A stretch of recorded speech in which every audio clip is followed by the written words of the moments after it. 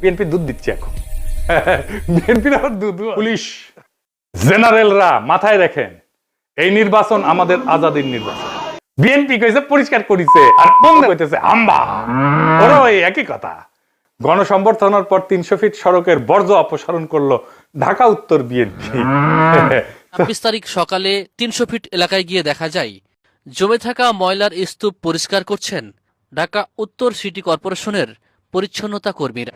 বিএনপির official page থেকে দাবি করা হয়েছে ময়লা পরিষ্কার করছে, সমস্ত ময়লা পরিষ্কার করছে বিএনপি, কিন্তু আসলে না, কথাটি মিথ্যা। পুরো অংশের অধিকাংশ অর্থাৎ 90% বর্জ্য ময়লা পরিষ্কার করেছে ঢাকা উত্তর সিটি কর্পোরেশন। দেখেছেন কারা করিচ্ছে পরিষ্কার? ১৪৮ টন বর্জ্য পরিষ্কার করছে সিটি কর্পোরেশন। কেমন ধাপ্পা দেয় দেখেন। আর নিরাপদ জীবন, নিরাপত্তা, এই জীবন জিনিসটা বারবার উল্লেখ করছেন 5 বার। একটি নিরাপদ বাংলাদেশ আমরা গড়ে তুলতে চাই। নিরাপদে ঘর থেকে বের হলে নিরাপদে ইনশাআল্লাহ ঘরে আবার ফিরে আসতে পারে। যে কোনো মূল্যে আমাদেরকে নিশ্চিত করতে হবে যাতে মানুষ নিরাপদ থাকতে পারে। শিশু হোক, নারী হোক, পুরুষ হোক, যে কোনো বয়স, যে কোনো শ্রেণী, যে কোনো পেশা, যে কোনো ধর্মের মানুষ যেন নিরাপদ থাকে। এটা কোনো দুর্ঘটনাবশত কাকতালীয় ঘটনা না, এই বারবার ফিরে আসা।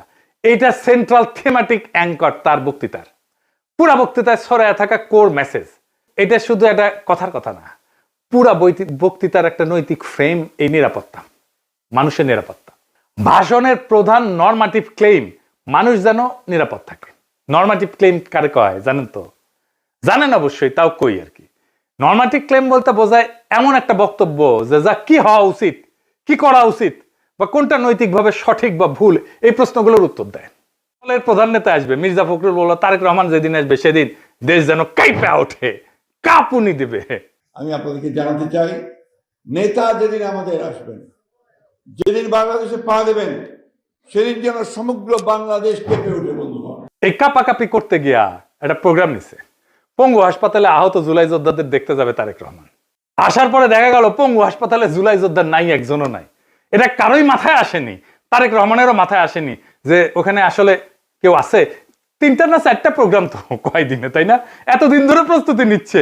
আচ্ছা, জুলাই যোদ্ধা কে কে আছে? উনি গেলে কোন ওয়ার্ডে যাবেন, কার সাথে দেখা করবেন, কি নিয়ে যাবেন, কোনো পরিকল্পনা নাই।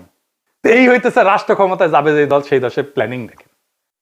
আর আওয়ামী লীগ নমনেতাদের দিয়ে বার্তা দিছে। শুধু তাই না, এই যে দেখেন আশরাফুল আলম খোকন, হাসিনার পিএস, কি বলে দেখছেন? তারা বলে তারা বিএনপির পাশে দাঁড়াইছে। আবার দেখেন আরেকজন, দেখেন আওয়ামী লীগ, তার প্রোফাইল পিকচার দেখেছেন? হ্যাঁ, সঞ্জিদা খাতুনের ছবি দিছে, তা সেরা ছবিটা দিছে, দুঃখ দুঃখ ভাব একটু, বুঝছাও তো। ওই কয় যে গরু দুধ দেয়, তার নাকি লাথি খাওয়া যায়, মানে বিএনপি দুধ দিচ্ছে এখন। বিএনপির আবার দুধও আছে। না আছে তো, না আছে আছে, সত্যি আছে। আমি মিছা কথা কইতেছি না, আমি দুষ্টামি করিছি না। বিএনপির দুধু আছে, আসলেই আছে।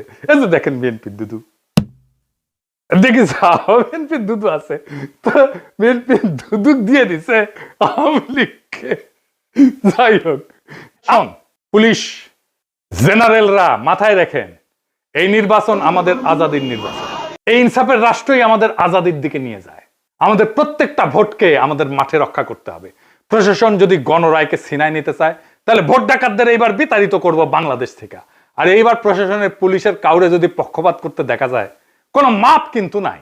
আগামী সরকার বিএনপির হবে না, প্রফেসর ইউনূসের সরকারের মতো ধ্বজভঙ্গ সরকারও হবে না।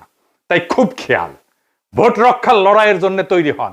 এইবার ভোট দিলেই হবে না, কেন্দ্র পাহারা দিতে হবে। প্রত্যেকটা ভোটকে আমাদের রক্ষা করতে হবে। আর এক নতুন ভোট আনার লড়াইয়ের জন্য তৈরি হন। ইনকিলাব